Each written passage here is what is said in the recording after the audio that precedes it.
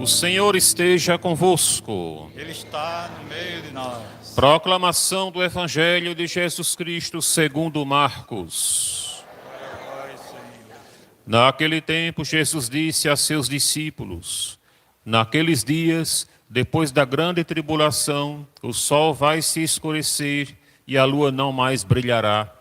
As estrelas começarão a cair do céu e as forças do céu serão abaladas. Então vereis o Filho do Homem vindo nas nuvens com grande poder e glória. Ele enviará os anjos aos quatro cantos da terra e reunirá os eleitos de Deus, de uma extremidade à outra da terra. Aprendei, pois, da figueira esta parábola. Quando seus ramos ficam verdes e as folhas começam a brotar, sabeis que o verão está perto.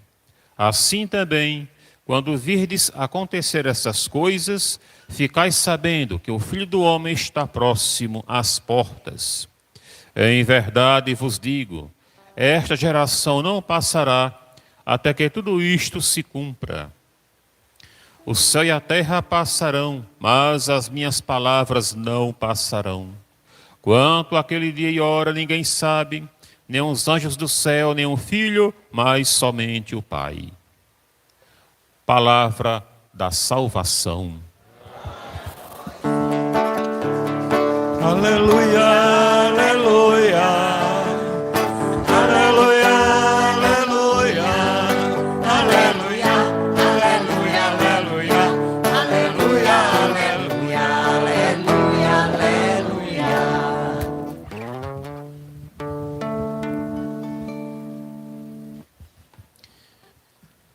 Hoje no Evangelho, o Cristo diz: naqueles dias, depois da grande tribulação. Misericórdia, grande tribulação. O que é tribulação, minha gente? Tribulação é sofrimento, dificuldade. De vez em quando você escuta alguém dizer: ah, eu estou tão atribulado, estou tão atribulada. Porque é exatamente isso, a pessoa está numa aflição tremenda. Então Jesus começa dizendo hoje: naqueles dias, depois da grande tribulação. Então está para chegar uma tribulação grande aí, não é? Ele que está dizendo. Naqueles dias, quais são esses dias? Bom, quando a gente faz uma ligação da primeira leitura de hoje com o Evangelho, facilmente concluímos que naqueles dias é uma referência ao juízo final. Como a gente recita no credo. Donde há de vir para julgar os vivos e os mortos. É o juízo final. Por isso que o Cristo diz, naqueles dias, depois da grande tribulação, aí ele diz umas coisas que nos deixam muito assustados. O sol vai se escurecer, a lua perderá o brilho, as estrelas vão cair do céu. Quando eu era criança, que eu escutava isso, meus 5 para 8 anos de idade, eu ficava tão nervoso, tanto medo, né? Porque eu imaginava, ai meu Deus, o sol vai se apagar, vai ficar tudo no escuro. As estrelas que a gente vê piscando de noite, vai cair tudinho. Eu ficava com medo. Então, são duas reações que nós temos. Ou ficamos muito assustados, ou entendemos muito ao pé da letra. E uma coisa deriva da outra. Como entender isso aí? O fato é que Jesus está se referindo ao seu retorno glorioso. Ele veio a primeira vez na sua fragilidade, como criança, esteve entre nós, ele veio completamente despojado da sua grandeza e voltou para junto do Pai Celeste, é a ascensão. Mas ele prometeu retornar, é esse retorno que ele vem gloriosamente para julgar os vivos e os mortos, ou seja, para dar um basta a esse conflito entre o bem e o mal que acontece desde os tempos de Adão.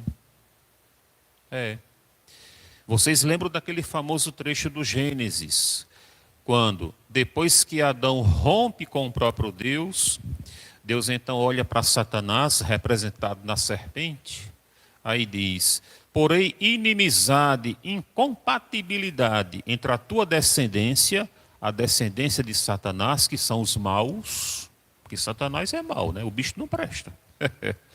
E a descendência da mulher, que são os bons.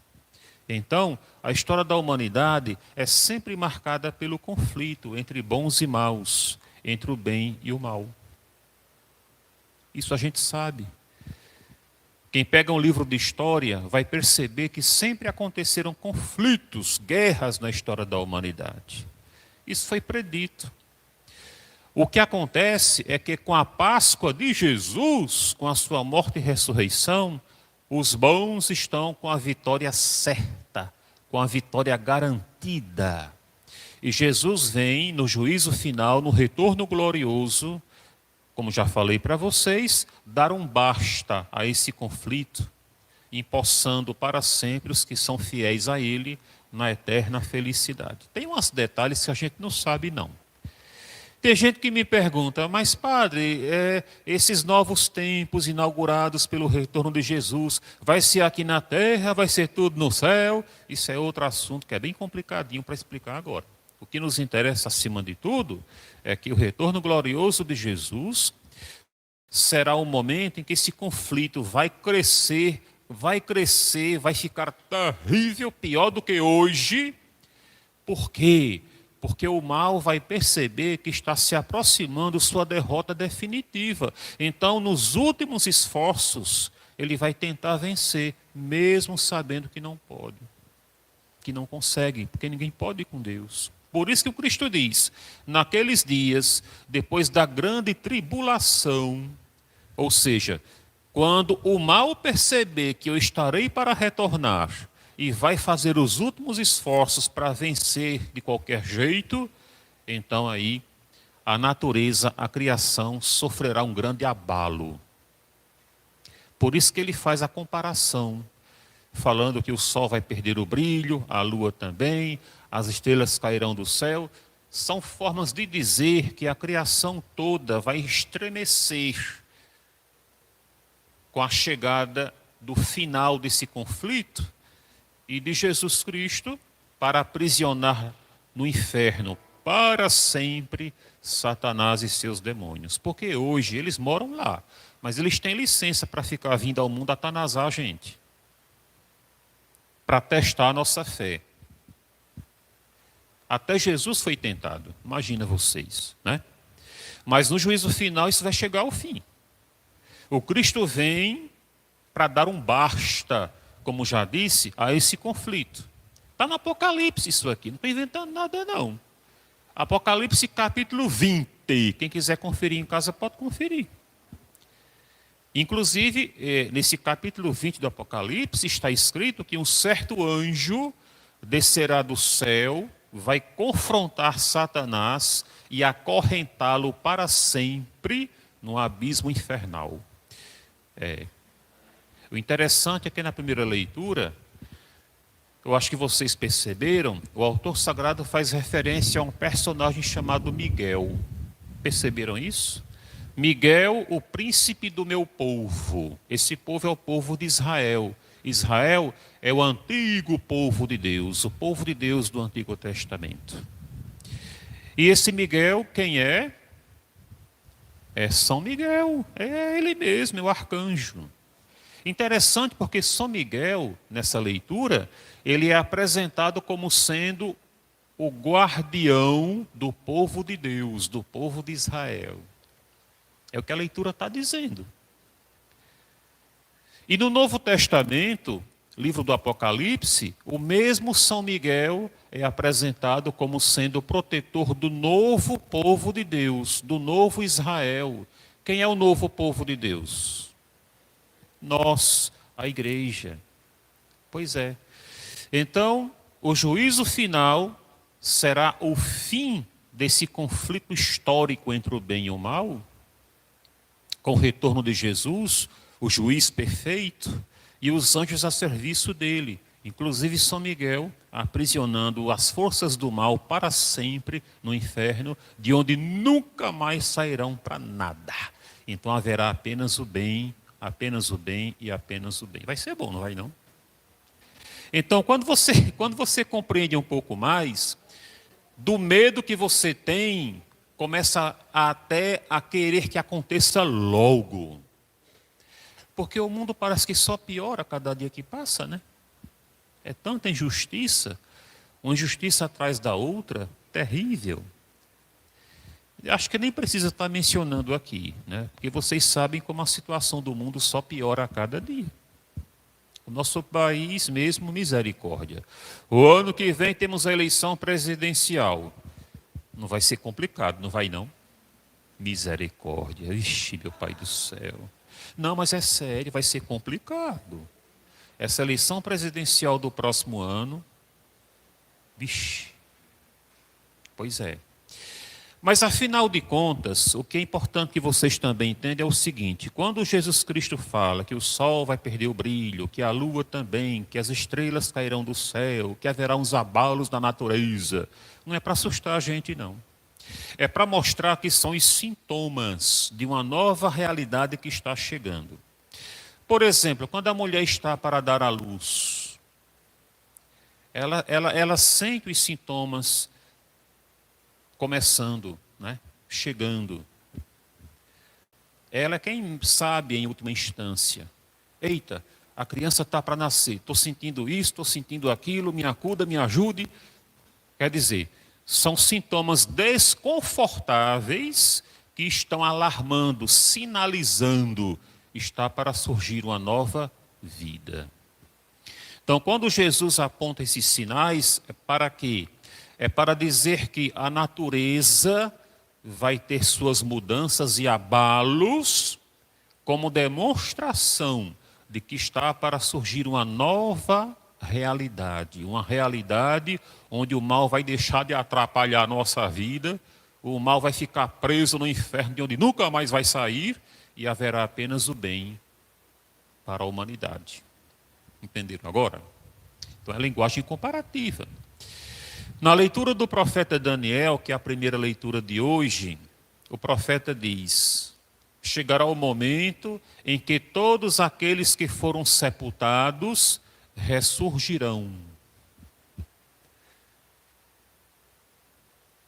Uns ressurgirão para a glória eterna, outros ressuscitarão para o opróbrio. Opróbrio significa a desgraça, a falta de tudo.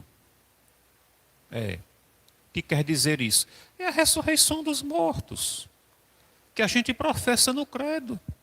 Creio na ressurreição da carne, ou creio na ressurreição dos mortos. Como é que isso vai acontecer? Não sabemos direito. O que a gente sabe é que o ser humano não é somente alma, é também corpo. O ser humano é espírito e matéria, corpo e alma, espírito e matéria, corpo e alma. Então, o corpo será devolvido a cada um de nós. Jesus retoma essa pregação do profeta Daniel lá no Evangelho segundo João, capítulo 5. É um trecho que vocês devem conhecer, devem até lembrar. Quando Cristo diz assim: aqueles que tiverem feito o bem, ressuscitarão para a vida. Os que tiverem feito o mal, ressuscitarão para a desgraça, para a condenação. Ou seja, o corpo vai ser o espelho da alma. Uma alma redimida, santificada, vai receber um corpo glorioso. Porque o corpo deve coincidir com a situação daquela alma, não é? Da mesma forma que uma alma condenada, desgraçada, vai receber um corpo feioso. Eita, padre, como é que é esse corpo? É aleijado? Não se sabe não, minha gente, só se sabe que não é glorioso. A gente pergunta muito, né? Isso é normal. Isso é normal. Deus, porém, não revelou pormenores, não revelou minúcias. Ele fez uma promessa. E é nessa promessa que nós acreditamos. Então, domingo próximo estaremos celebrando Cristo, Rei do Universo, encerrando o tempo comum. E a igreja, já no encerramento do tempo comum, esse ano litúrgico, ela já começa a apresentar reflexões que nos fazem pensar sobre o fim do atual curso da humanidade. Nos faz pensar sobre o fim da nossa vida carnal, da nossa vida terrestre, como que nos incitando a não cochilar, mas a nos preparar permanentemente para o destino eterno que nós queremos, que é habitar para sempre junto de Deus.